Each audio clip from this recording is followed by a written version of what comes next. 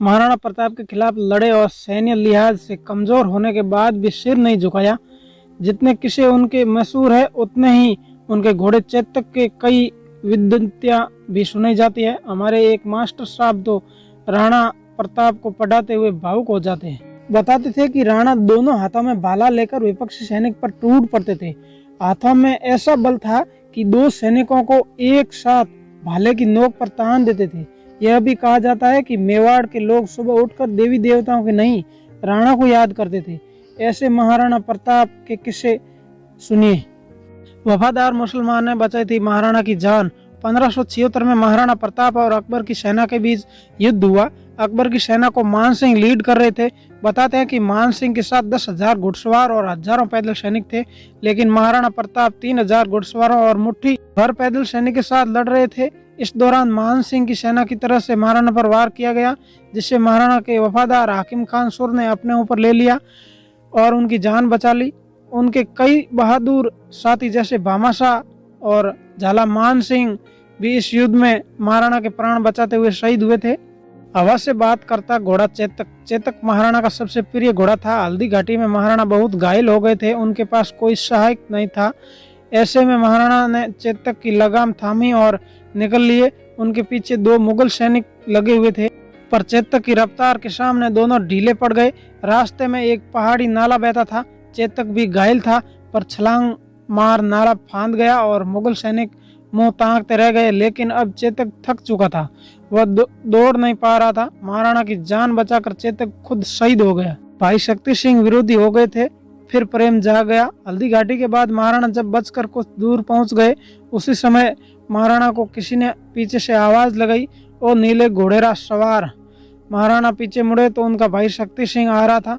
महाराणा के साथ शक्ति सिंह की बनती नहीं थी, तो उसने बदला लेने को अकबर की सेना ज्वाइन कर ली थी और जंग के मैदान में वह मुगल पक्ष की तरफ से लड़ रहा था।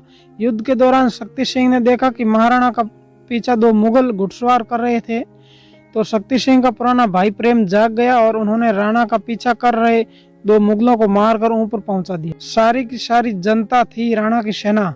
राणा प्रताप का जन्म कुंभलगढ़ के किले में हुआ था। ये किला दुनिया की सबसे पुरानी पहाड़ियों की रेंज अरावली की एक पहाड़ी पर है।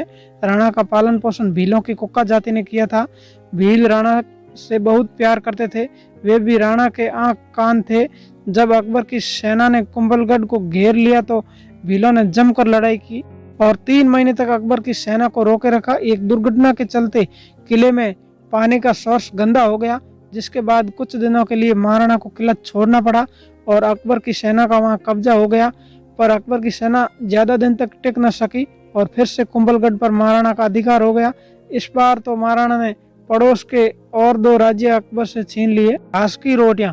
जब महाराणा प्रताप अकबर से हारकर जंगल जंगल भटकते रहे थे, एक दिन 5 बार भोजन पकाया गया और हर बार भोजन छोड़कर भागना पड़ा। एक बार प्रताप की पत्नी और उनकी पुत्र वधू ने घास के बीजों को पीसकर कुछ रोटियां बनाई।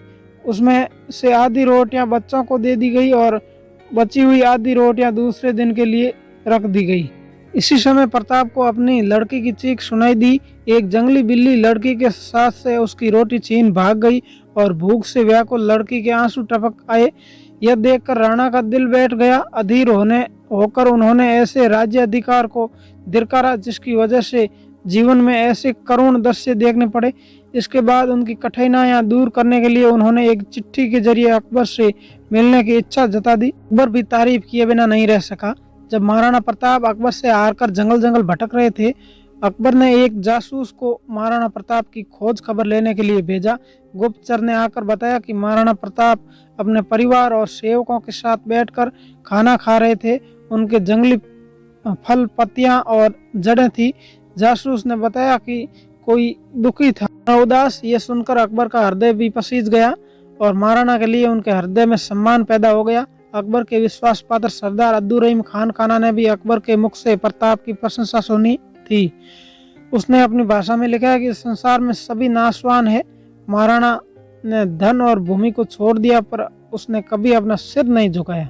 हिंदुस्तान के राजाओं में वही एकमात्र ऐसा राजा है जिसे अपनी जाति के गौरव को बनाए रखा है। उनके लोग भूख से बिलबिलाते उनके पास आकर रोने लगते। मुगल सैनिक इस प्रकार उनके पीछे पड़ गए थे कि भोजन तैयार होने पर कभी कभी खाने का अवसर नहीं मिल पाता था और सुरक्षा के कारण भोजन छोड़कर भागना पड़ता था। दोस्तों, महाराणा प्रताप की इस कहानी में आपको कैसा लगा कमेंट करके जरूर बताना। वीडियो अच्छा लगे तो लाइक करना और चैनल को सब्सक्राइब करना ना भूलें। मिलते हैं अगली कहानी में। धन्यवाद।